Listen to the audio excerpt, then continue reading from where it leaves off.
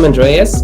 I'm director of the AIE here in San Francisco. Lohika partners with growth stage technology companies to help them engineer the next big thing. They collaborate closely with clients' engineering organizations to strengthen them as growth drivers. Lohika's clients are driven to develop the most disruptive and impressive products and services. And the AIE is Capgemini's global innovation platform, and we leverage a broad community here in Silicon Valley of designers, technologists, business and technology partners, research organizations, startups, and VCs, of course. And here's what's next today. First, feel free to visit Lohika's booth. Click Expo on the left and enter to win an Amazon shopping spree. Lohika is giving away $200 in Amazon gift cards. Then join one of the 2 breakout rooms. These breakout rooms that you can find by visiting the sessions area on the left. We have 2 panelists in each room, so pick the one you'd like to join. Hello and welcome everybody. Good morning, good afternoon, good evening, wherever you are. My name is Mikael. I'm with Lohika. I will be your moderator for today and also the co-host. So we're co-hosting this event together with Capgemini, our parent company, where we work closely together with the Applied Innovation Exchange. If you don't know enough about Applied Innovation Exchange, please go to the website Capgemini, check them out. They're doing fantastic work for some fantastic clients. Now, I'm calling in today from Los Altos, California. It's a beautiful summer morning here in the middle of Silicon Valley. Maybe a little bit about myself before we bring the panelists into the room as well. So I've been in engineering for many years now. I think it's 25 and counting. I've been with startups, I've been with large organizations, and I've been running fairly sizable engineering teams. I had my own organizations in China, across India in various cities, also in Eastern Europe, in different countries, and South America. So remote engineering has sort of become my specialty. Ask me anything and I'll be happy to share my experiences. I have scars and war stories to share forever. Now, enough about me. Why don't we bring in the panel to the room?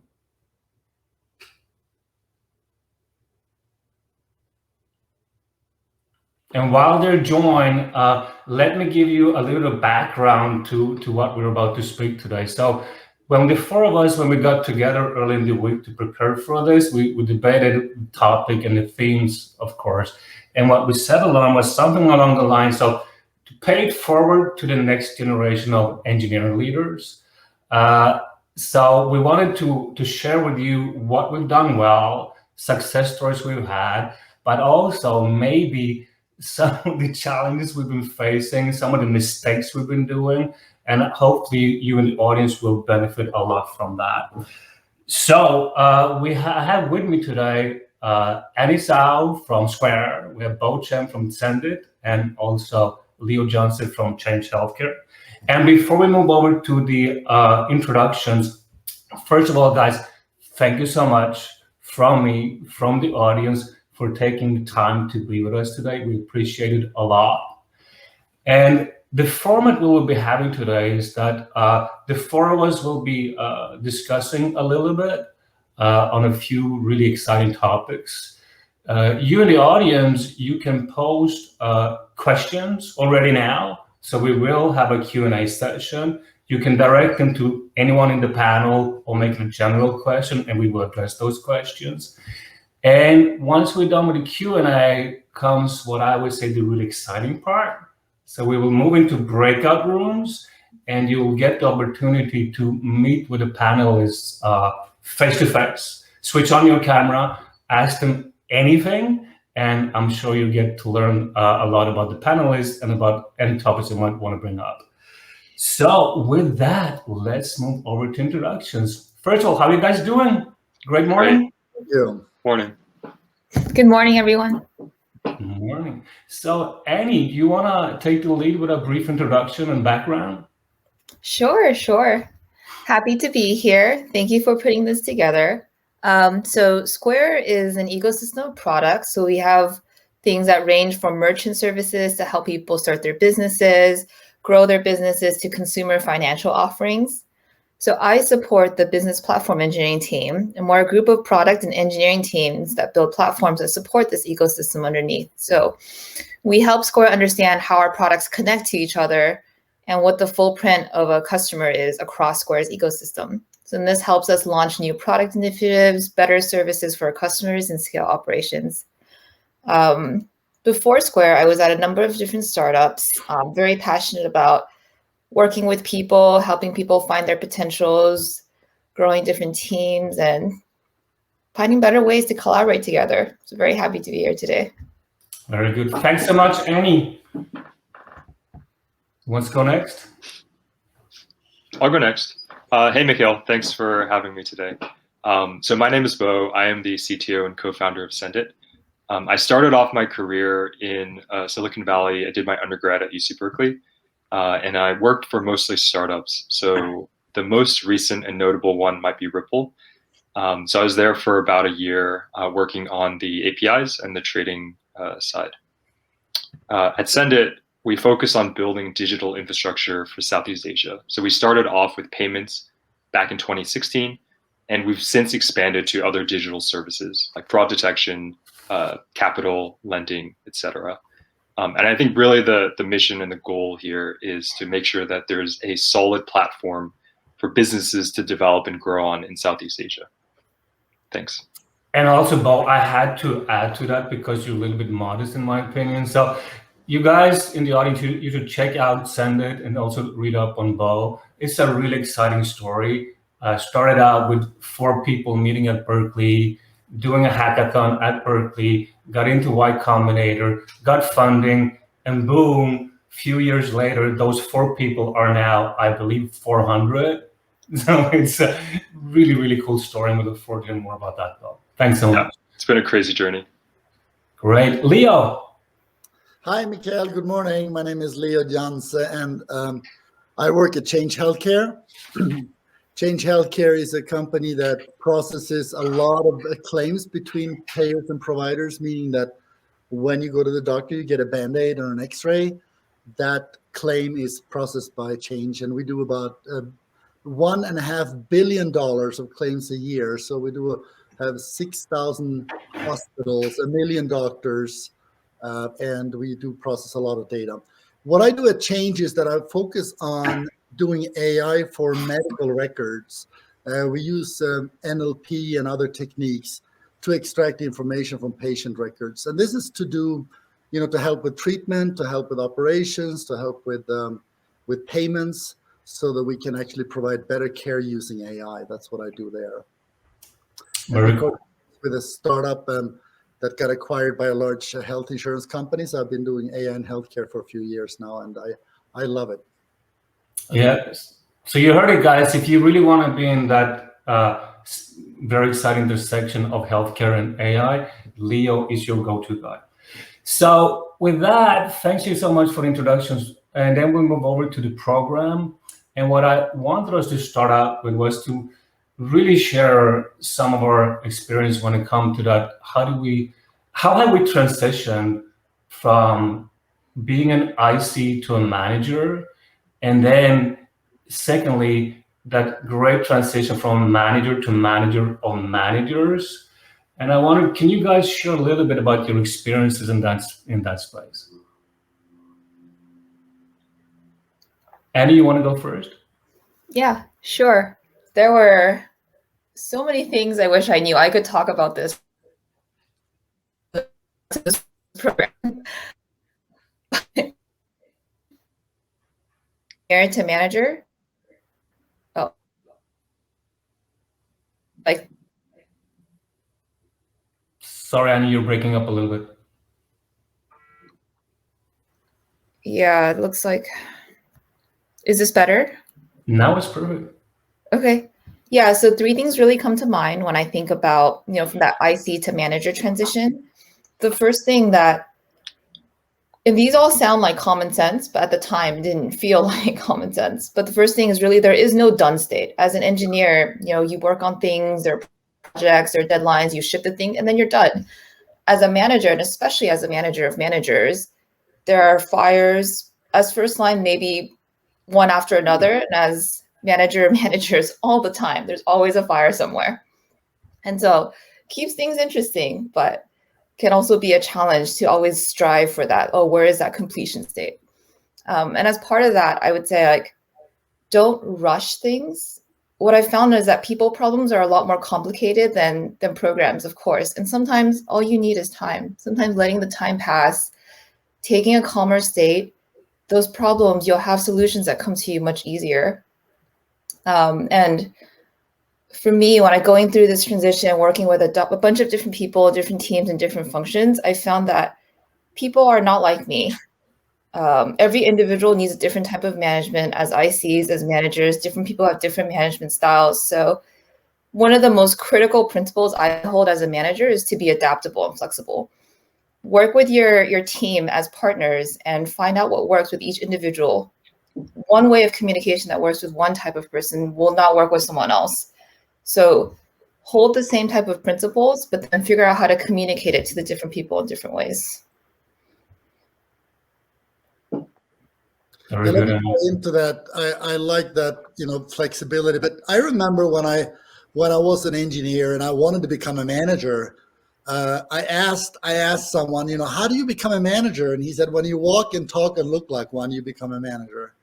And I thought it was kind of a funny thing to say, but what I started to do was to actually help my own manager to do stuff like, help him track things, help him keep an eye on specs. I started to review a lot of specs across the board and got a little bit broader than what my own deliverables were.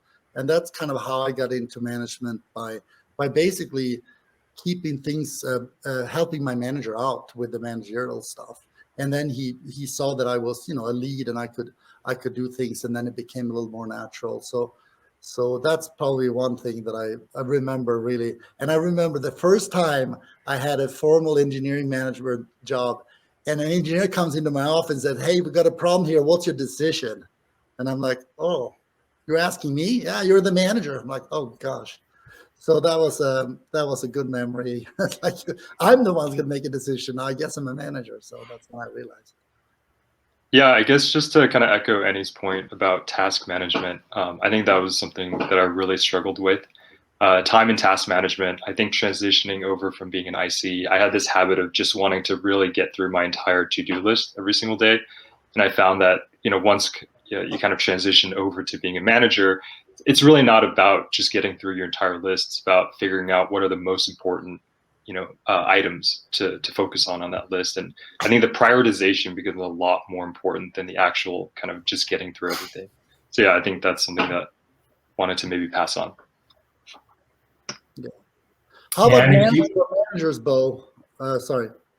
I think hiring, right? It's super important. I think getting the right managers, making sure that you're taking the time to make sure that it's the right person, it's the right fit from a cultural perspective, from a technical perspective.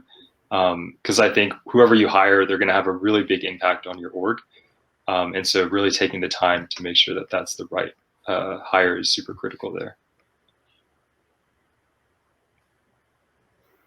And also for the audience, if you wanted to hear more, some deeper thoughts around this from the panelists, and Annie, Bo, Leo, all three of them, they have posted some great thinking about their view of management, and you can easily find those on Medium. And to Bo's comment about time management, I think the post, Bo, that you made on that is spot on. So it's really worthwhile checking it out. So moving on to the next topic, and I figure we should speak about scaling. I think we all love scaling. That's the good fun of this job, right? We get new sack of money coming in from new investors, a new board, and we got a new exciting roadmap, and all of a sudden they look to us. Now what? How do we scale engineering to build out that fantastic product or service of ours? So the question I had is really, how do you scale an engineering organization? But how do you scale it really fast? And then obviously without breaking it. We can all scale and break it. We've done that, right? So I was thinking, Bo, as you're in the middle of it now with Xendit, could you take the lead on this question? Yeah, I definitely am not going to claim to be an expert on this. We definitely have things that break, so can't claim that haven't broken anything. But I think there's a lot of, this is a super deep topic. There's different ways of looking at it from a culture perspective, from a process perspective, from a technology product. There's really a lot of different dimensions to look at this. I think one thing I want to focus on today is really on the people aspect of scaling, because I think that that's something that doesn't really always get enough attention. And I think critically, what I tell my managers and what I kind of hold myself to is to make sure that as the manager, you're really accountable for making sure that everybody in your company has a very clear idea of why they're there and kind of the expectations that you have of them, especially as the company changes. And as the company grows, it's not really this kind of uniform, everything grows at the same pace. I think one of the challenges of growing quickly is that different teams are actually in very different states of growth. So you have these products that have been around for years that are, entering kind of a traditional scaling period, and then you'll still have new experiments that are being started. And how do you kind of manage people that are in different teams with different mindsets? Because in the beginning, everything is early stage, right? Everybody's on the same page. It's super easy to kind of stay aligned. But I think it's really crucial, specifically, just to set expectations really clearly, and especially at an individual and at a team level. Make sure that their KPIs or goals or whatever it is are well defined, and there's a very kind of clear way of measuring skills and aptitudes as well. So yeah, that's I think what I would focus on if you're in this stage of growth. I couldn't agree with Bo more with focusing on people, because with large scale growth and product changes a lot, and you don't know what your competition is doing. You don't know how you need to pivot. So if you try to build the perfect team to whatever problem you're seeing at the time, that team may have a harder time pivoting to the challenge that comes up next week. And so just to add on to that, I would say what we've discovered is really don't optimize for the perfect organization. Mm-hmm. Don't sit there in a room and think about, oh, how should I build the perfect team as it scales to 50 to 100? This is what it looks like. It probably won't look like that. And really just find what your priorities are. What are the top 2 things that you care about? There are going to be a million things. All those other things, not as important. Focus on one of those 2 things, prioritize those, and then be flexible and work with it.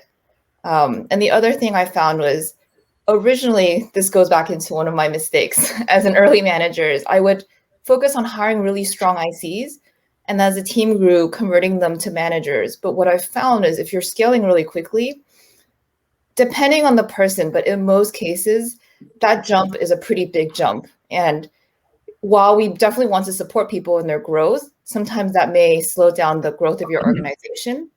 So you want a mixture of both strong leaders and promotions from within. So you have a mix of different ideas. And once we started hiring those stronger leaders, and they came in with their fundamentals, they came in with their ideas, that's when we saw the teams really flourish, and it scaled much, much faster. Yeah, I think I remember when I was at a company, we were 7 people in the group, and we grew to 350. We grew very fast. We acquired a company, about 80 engineers in one fell swoop. And I remember I was standing in front of these 80 engineers in an all hands and said, welcome to the company. And one of them said, well, the company is big. How do we kind of, how do we integrate? And I said, it's not about integrating. What we're going to do is we're going to make sure that we are aligned on what we need to deliver. And we're going to make sure that you get empowered to do it. However, there's one thing that I really, really have to emphasize is that it tends to become a little us versus them sometimes in teams. We are in this location, headquarters in that location. I'm in engineering, you're in product management, and etc. I think that the team kind of selfishness, or us versus them, that's a thing that I clip very early. If you start talking about me and my organization and you and I mean, it's natural to have a little bit of a survival instinct, so to speak, as a team, but that can actually destroy a culture really quickly. So it's really that that I have to emphasize, that it's not about an individual team, because once you get to 350, and it was like 4 locations, India, Canada, East Coast, West Coast, I really had to make sure that the leaders understood that they were not successful just because their team was successful. And that's really what I think could destroy a growth, where you get these individual teams that think that they can be successful on their own. That's a good point. So as people, structure, process need to really somehow we need to plan for one and the other. If one jumps ahead, well, disaster might happen. So it's a good point. If there's nothing else to add on that topic, so to continue maybe on scaling from a different angle, and the topic is, how do you scale when you don't necessarily have your own resources, when you need to look to an external partner and you need to do outsourcing essentially? And I know many people in the audience, they are really curious about this. It's obviously Lohika's business, that's what we do. So I think it would be great for many people listening in right now to hear about, and the question is this, what criteria do you look at when you select an engineering services company, an outsourcing partner, to collaborate with? So what criteria would you be looking at? I can probably start this one. So when I use partners to develop things, I think I always say you only get as good as your lead, right? So if you have a small project you start with, and you have a lead engineer or lead manager, a lead for that project, I think that individual is really the key, whether you have a lead that is with another company or whether it's internal. So when I start engaging with a partner, I start talking about who's going to be the lead for this project. And I talk to that person individually. I work with partners where I've invited the lead and the team to on site and to my house. And I think that's really, I think building a relationship with whoever is making those smaller decisions on a day-to-day basis is one important thing. So a partner that's offering up a big management overhead that says, okay, we have a delivery manager and the engineers are going to come and go, that's the partner I would avoid. And I do think that the team, whether it's whatever batch you have, whoever does the paycheck, the team needs to be an individual team that can work together. And for that, you actually need less management overhead. So you need to work on, the backlog and the sprint planning and all that stuff. If you have a partner, and I've made this mistake in the past, and I have trust that, okay, we're on track, everything is on track. And once you double click, it turns out that the quote unquote delivery manager might be in the way. So I like to work with partners where the engineers are actually a part of the team. And that way, it feels like a natural growth, right? That's one thing. And trust is built by deliverables. I want to see very quick deliverables very quickly. And just the final point is, it's not just about the partner, it's also about us as a team. So I have engaged with some partners where they're so fast that we can't even get the backlog, going, right? Or where our onboarding sucks. So, they're sitting there waiting to get all the onboarding stuff. So it's also on us to make sure we're prepared, because sometimes you engage with people and they're really quick and really fast. And then you go like, wait a minute, we are now the bottleneck. So that's another thing to think about, that we need to be prepared beforehand. Yeah, I think Leo's point about being prepared is super kind of key. I definitely, we put off kind of engaging, engineering services for a while until we were about 150 or 200 engineers within Xendit.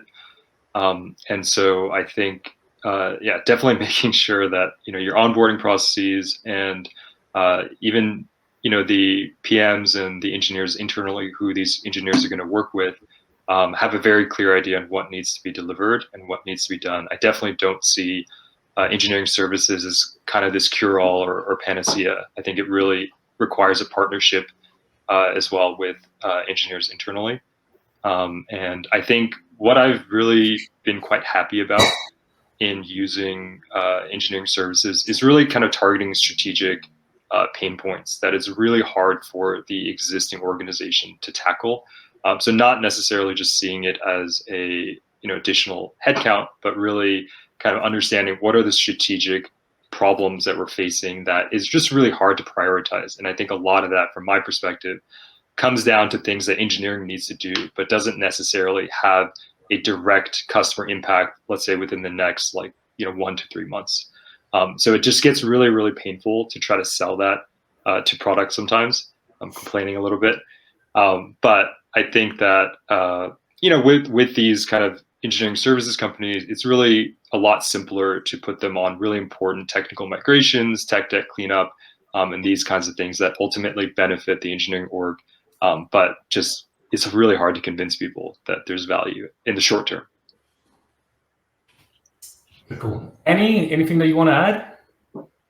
No, definitely really agree with Bo and Leo. I happen to be lucky to have both product and engineering in my org, so it's easier to get everyone on board. But yes, with contractors and contracting teams, it's really, really important for product to be really on board. I think it's really important for the product manager to be bought in, because they are essentially leading that group. So. Very good point. So, guys, I believe we're ready for Q&A from the audience. So I hope everyone has posted questions for us. So let's see what we got. And I'm not sure the first one coming up. So the first one that I see is from Tom. And this is an interesting one. So the question is this: what do you think about the recent controversy at Basecamp? If you were leading Basecamp, how would you have handled the situation? And for those who's maybe not based in the US, so to give you a little bit of context of this as far as I can. So Basecamp, company based in Chicago, if I recall correctly, and it's similar to what happened at Coinbase a few months ago, I believe. And I think the topic is really, do you encourage political discussion at work, or do you disencourage political discussion at work? I guess that's how to summarize the question. Any takers?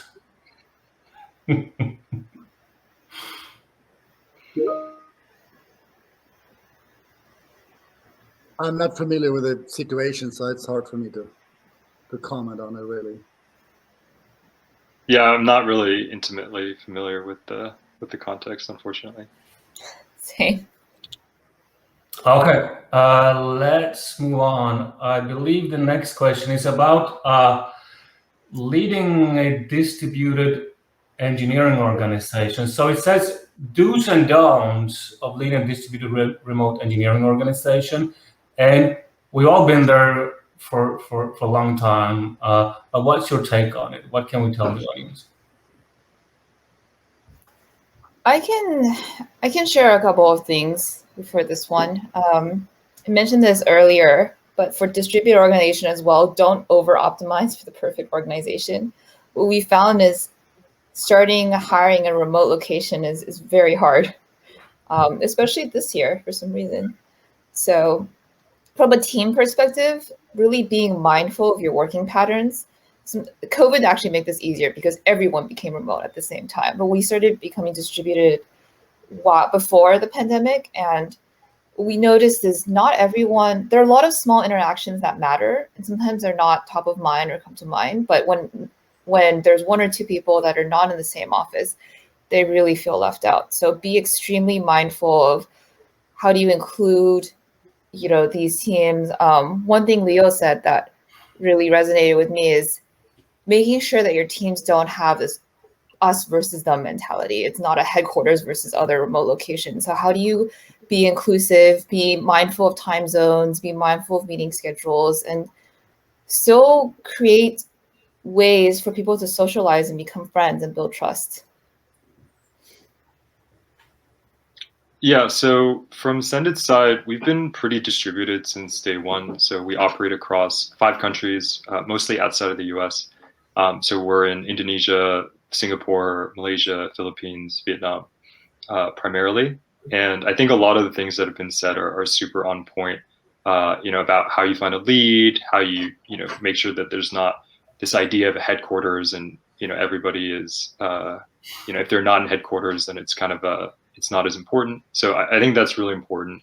And that kind of goes to how we structure our teams as well, and how we kind of make sure that our teams are regional teams by design, meaning that, we do have individuals working in different countries, and they are solving problems in each of these countries, but ultimately their kind of idea of why their work matters is ultimately to build something that's regional scale for Southeast Asia and not necessarily tied to something that is specific to their country. So that's kind of how we try to make sure that from a goals perspective, that these teams are aligned with each other.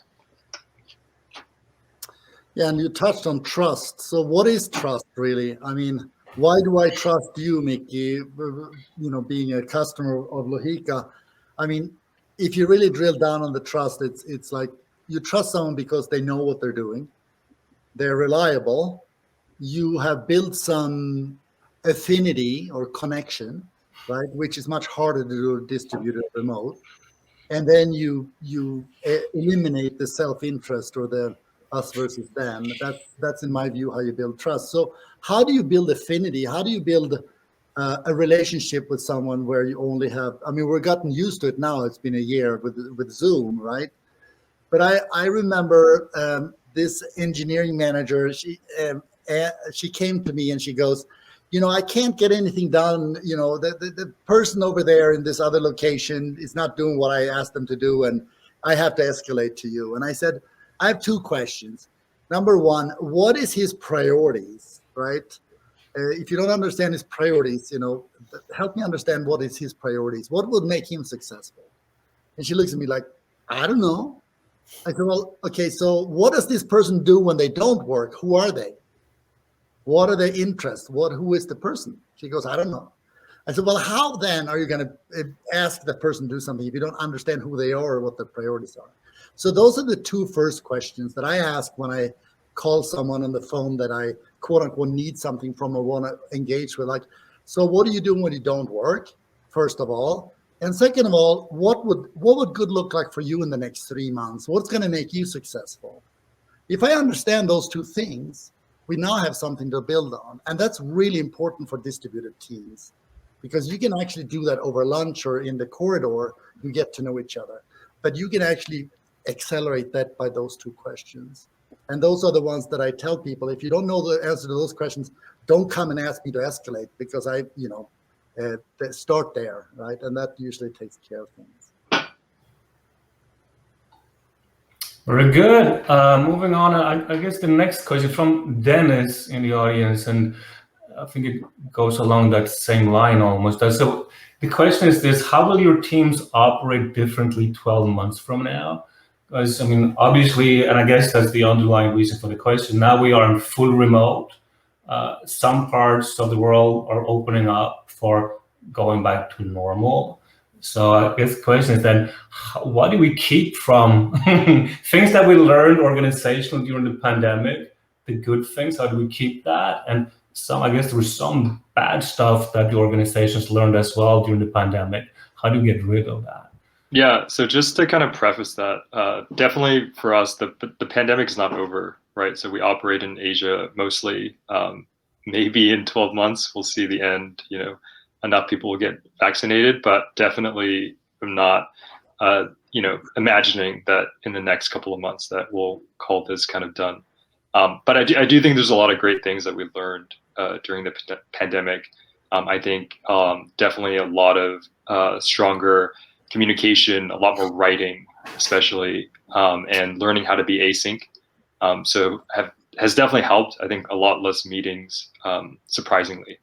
So I think those are the great things that we'd like to kind of carry forward. Different offices will go back to the office at different times, and we'll work with each country to make sure that that gets rolled out in a smooth way. I mean, we've basically doubled since the pandemic started. So even the old office that we had is not going to fit everybody anymore. So I think there's a lot more challenges that we'll have to face once we actually start transitioning back into a office setting. We're in a similar boat. Both Square and myself and our organizations, we're very results oriented. So we've always like to give people the flexibility of working where they're most productive rather than focusing on FaceTime. I'm personally a huge fan of this movement. So in our world, I like to imagine a world where people have an office to go to if they like to, but also have the freedom to work at home in a coffee shop in Hawaii.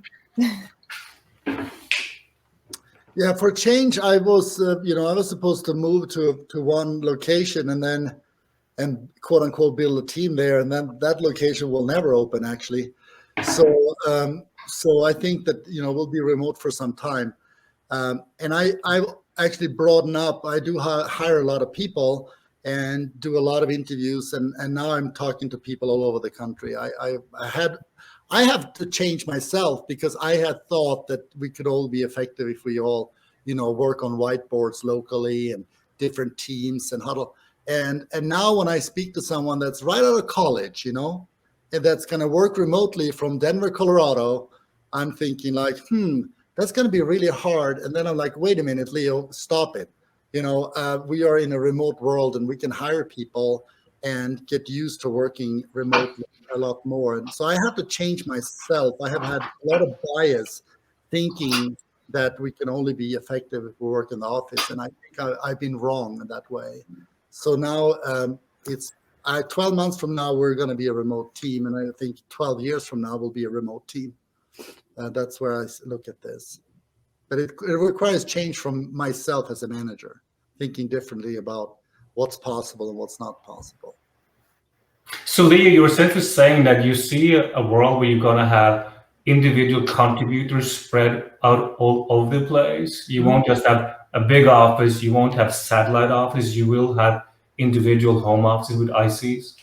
Yes, and before I've had that as well. So like when I had a larger team, about 350 people, I had individual contributors scattered across, but those were specialists. Like I would find someone that was so good at what they did that I didn't really care where they worked.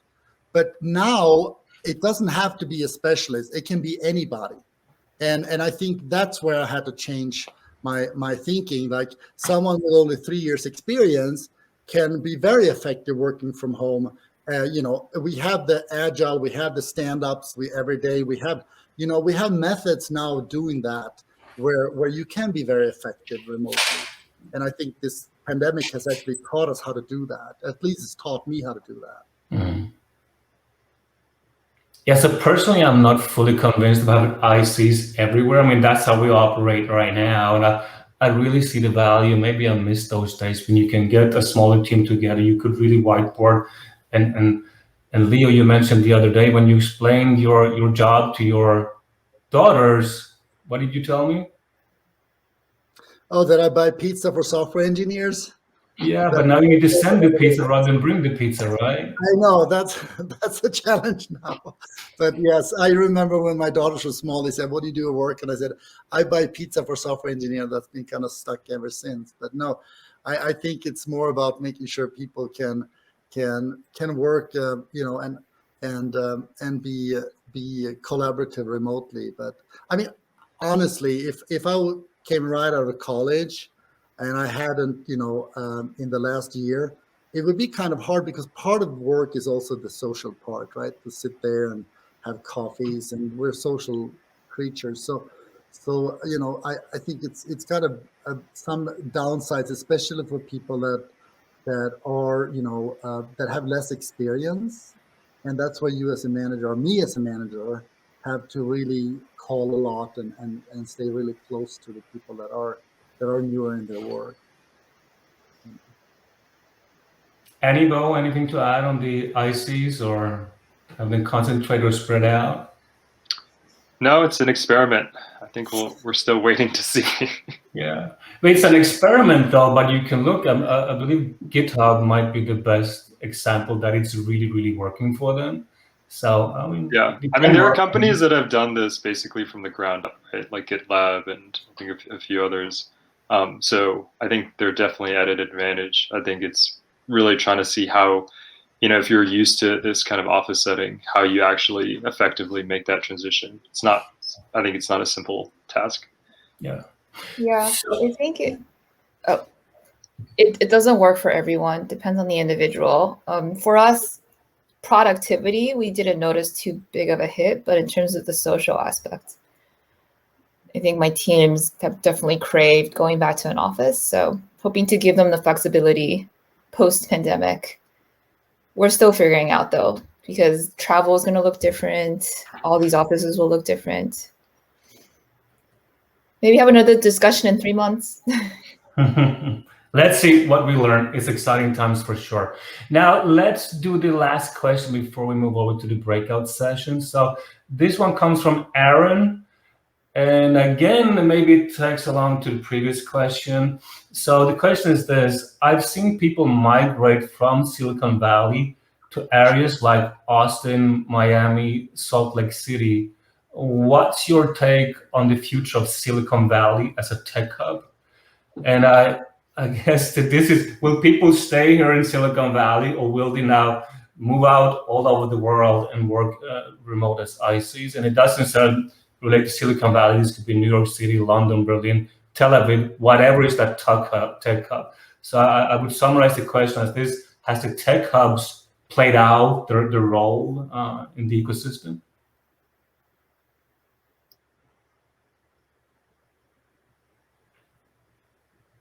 I can only speak from my own experience. So I've been out of Silicon Valley since 2016. So I lived in Jakarta from 2016 to 2020, and I moved back, but now I'm in Seattle. So I can only speak for personal experience. I think there's a lot of talent outside of Silicon Valley. I see a lot of talent in Asia.